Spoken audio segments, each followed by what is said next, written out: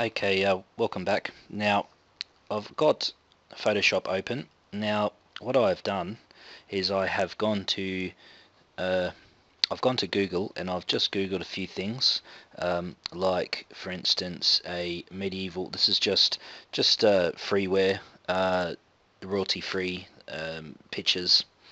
So I've just got like an old medieval doorway entrance, and I've got medieval windows, shackled windows. I've also tiled my own. I've tiled my own texture. I've got this texture here, and then I tiled it so that way. So I've tiled it so this is a 4096 size. So I've tiled that.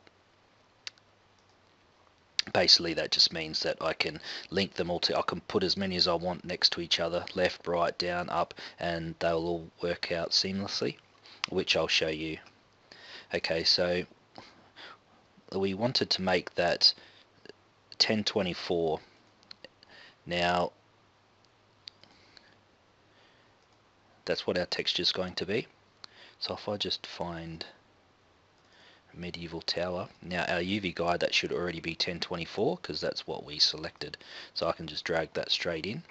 Now I know for a fact that's going to be what we want it to be, so because we can't see it, so I'm just going to load up a new layer and drop it underneath, and then I'm going to fill it white.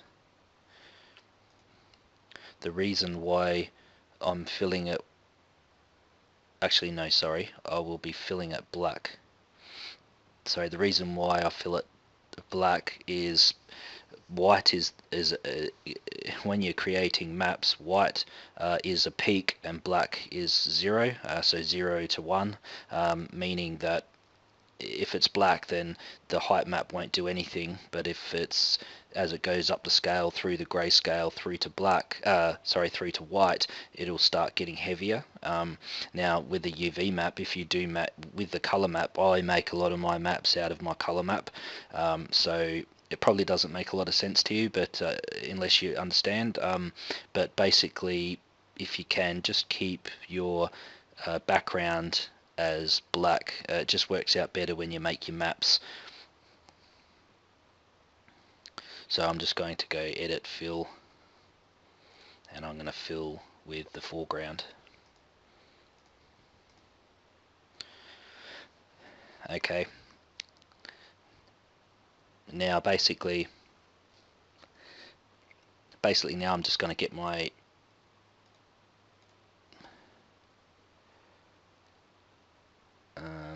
I'm just going to pause for 1 second. Okay, sorry, I just had to figure out my approach. Now what I'm going to do is I'm just going to first do the wall, so I'm just going to drag my wall in. I'll probably provide these textures in the video so you can just download them and follow along. Alright, so what I'm going to do is I'm going to fill this texture first. Sorry, I'm going to fill this side. Okay, so I'm going to make sure that I'm holding down shift and just want to link it up perfectly. It generally snaps. Okay, and now I'm going to hold the Alt key, and I'm just whoops, my apologies. No, yeah, it is the Alt key, but what am I doing wrong? Oh, I've got to hit enter first. I just realized that I'd only just dropped it in. Okay, so now that I've hit enter, I can hold down the Alt key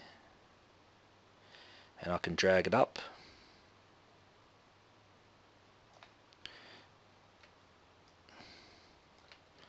and the Alt key again. I'll just keep going all the way to the top until I've covered it. Okay, so it's over the top now. Now, very importantly, I'm just going to disable. Now, if you notice,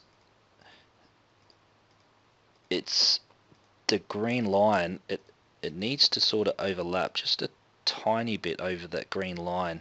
This is a problem sometimes with Photoshop, as it does snap. You can turn the snapping off, but I find it handy quite often. But you may find that there's going to be a tiny little millimeter gap when you put your UV map back on to your model, because it's not filling up this green. Okay, so what I'm going to do is I'm going to select these and then bin them, and I'm just going to disable the layer, and I'm just going to hold down the shift key, and then that keeps it on the axis. Okay, so if I just put this back up, I'm going to hold the shift key and see how it locks in. I'm going to unclick it, and then I'm just going to drop it, whoops, and I'm just going to drop it down just a tiny bit. There we go. Okay, maybe have to zoom in a little bit more.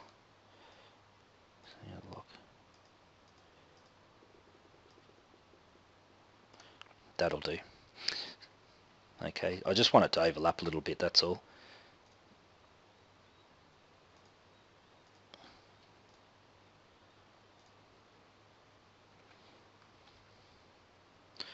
And then I'm just going to hold the shift and just do one little click. What's that? Yeah, there we go. That should do it. Maybe one more click. Control T I'm doing, just so I can transform. I'm holding the shift key. There we go. That'll definitely do the trick. Okay, so I'm just overlapping it a tiny little bit. That's all. It just, by doing this, it just will save me a bit of a headache when I put it back into 3ds Max. It's a little bit tedious. I would be doing it a lot quicker if I didn't have to explain stuff. Okay. Now, you might have to Control T, whoops, Control T, and I might have to just do this side one little nip. There we go. Okay, that's excellent. Now, once we've got that done, now we can do what I showed you before. Click on that, hold down the Alt key, and just drag it straight up. Hold down the Alt key, drag it straight up. There we go. And job done. Okay, so now we've got our wall. So now all we have to do is we can click over here, hold shift and click the bottom one, right click and go merge layers. So now it's just all one layer now. Okay, and now I can click on that layer and then just do what we did before, go Alt, and I can just drag it across. Okay, and now what it's going to do is just line it all up for me. So as you can see, it's lined it all up, so that's exactly what I want, and I'll do that 2 more times.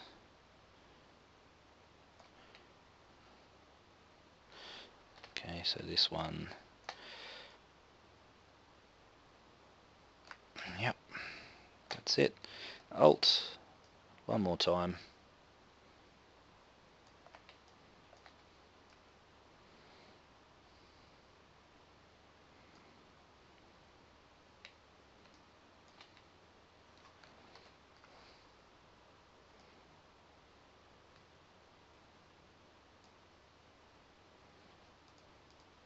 Yep, that's fine. Alright, so we've got our 4 walls. Okay, now what I'm going to do is grab all them and I'll merge all them as well. Merge layers. Okay, and now I'll get the marquee tool. I think it's called marquee. Yeah, marquee tool. And I'm just going to just drag like this, just above it. And I'm going to hit delete. Just to make life a bit easier, because the next step, we want to make little cutouts like where the arches are. So if I use this marquee again and I go nice and close, and we can put say a couple in here. So just say 1, 2, 3 maybe? 2,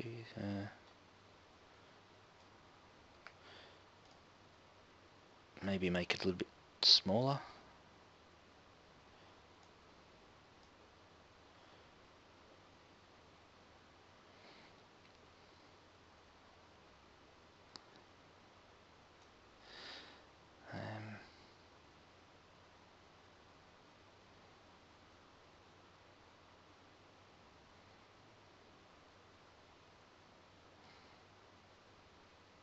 Okay, and then what I'll do is I'll go and I'll fill that. So I'll go edit, fill. I'll make it white just so it's easier. Fill. Okay. Whoops. Sorry, I realised I made a little mistake. What we're not the marquee. We weren't meant to use the marquee. My apologies. We're meant to use the shapes. Sorry. The only reason why you can actually use a marquee, but I just found that this actually works out a bit easier. Okay. So we'll just use that. Now I'll show you the reason why it works out a bit easier doing it this way. Let's try and find a nice spot for it. Around there somewhere. Okay, now the reason why is because I can hit, control? I can hit control, click, and it will select it for me, which makes it really simple because now I can use that, and I can of course just duplicate it now. And we can say put 3 in. Just there we go, and it links up nicely. I just generally do it by eye, to be honest. You know, the medieval days, I'm pretty sure they didn't get it perfect.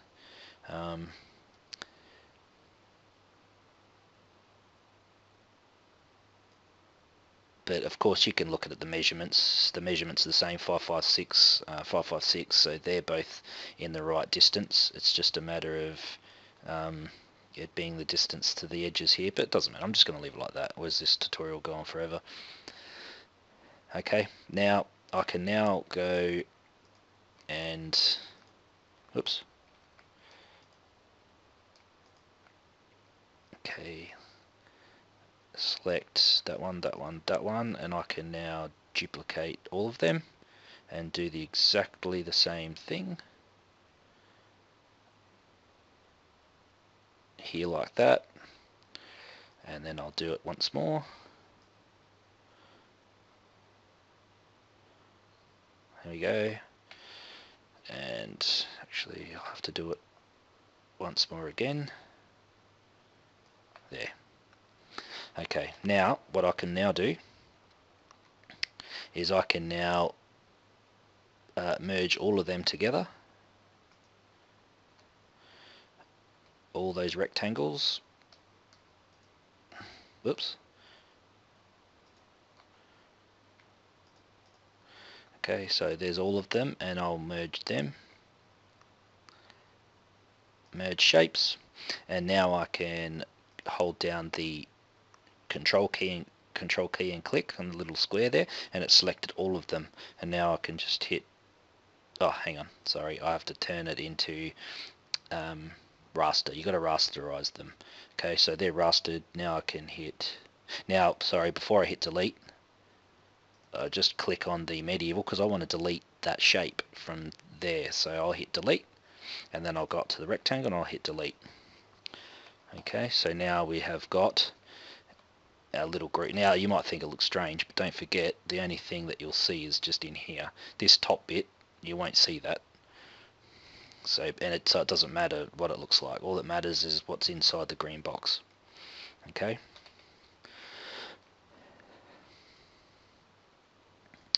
Alright. Okay. I'm just going to have a quick break, get a drink. I'll be right back. Okay. So now we've done our walls. Okay. We've done our little longbowman holes. Okay, so now what we can do is you can, if you wanted to, you can continue to decorate. Now this is just some vines, Okay, so you could continue to decorate your walls if you wish by using, say, these vines, for instance. And vines creeping up the wall.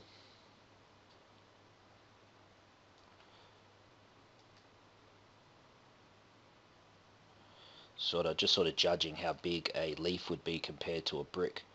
So, you know, just to give it a bit of realism. Okay, so I'll keep it around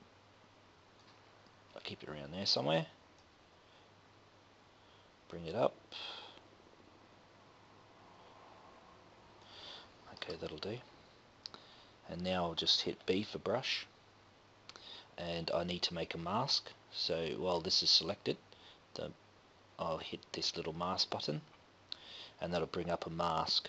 And I will select a brush, which this is a brush that I like. I'll leave it on that. So it's, you know, this type of brush. Now I'd normally use a graphics tablet for most of my Photoshop work, but at the moment I don't have a graphics tablet on hand, so I'm just using a mouse. So forgive me if it's not the best looking. Now what you can do is, the beauty about a mask is if I hit X, that swaps the black and white around. Now you notice I can rub it back on, and if I hit X I can rub it off. So rub it off, rub it back on. That's what I love about masks. It's one of the best things ever. Okay, right, so now I want to rub it off. Put the opacity down, and I just want to get rid of the edge, the hard edge here. I also want to go overlay, I think. Yeah, probably overlay, maybe. Yeah, overlay looks pretty good. Okay, back to brush, make sure I'm on the mask, and I'm just going to just play around, just hacking away at it, little bits here and there. That'll do. I'm not going to muck about too much. Okay.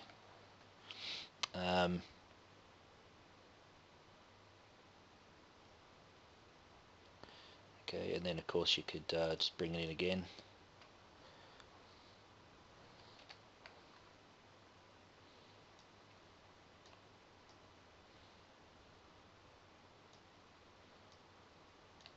Now this isn't tiled. You know, you could probably spend a bit of time on tiling it to make it like absolutely perfection, but at the moment it's not really that important. Okay, brush, put a mask on it, and then I'll just cut away at this one as well, maybe go on an angle.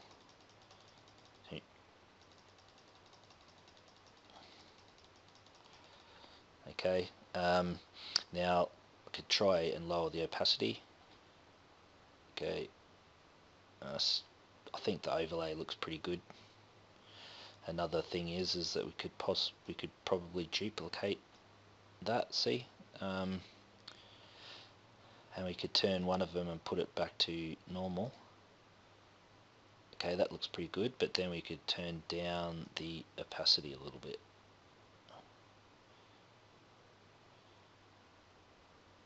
There we go, so it makes it a bit more realistic. Turn it up a bit more, around there somewhere.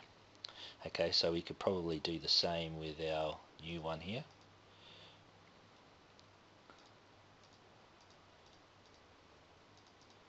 Just cut little bits out here. Okay, overlay. Okay, I like that. I'll duplicate it, and I'll put that one to normal, and turn the opacity down a little bit.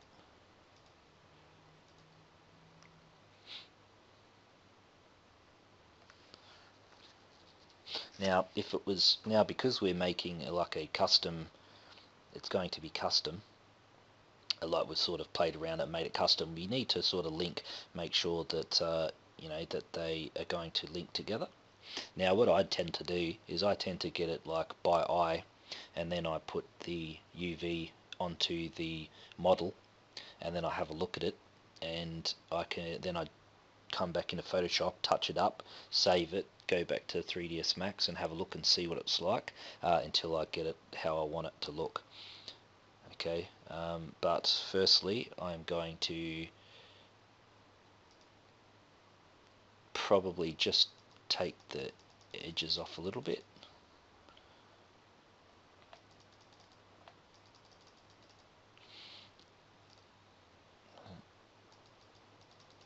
So dull it down a little bit so it sort of blends in a bit better. That'll do. Okay.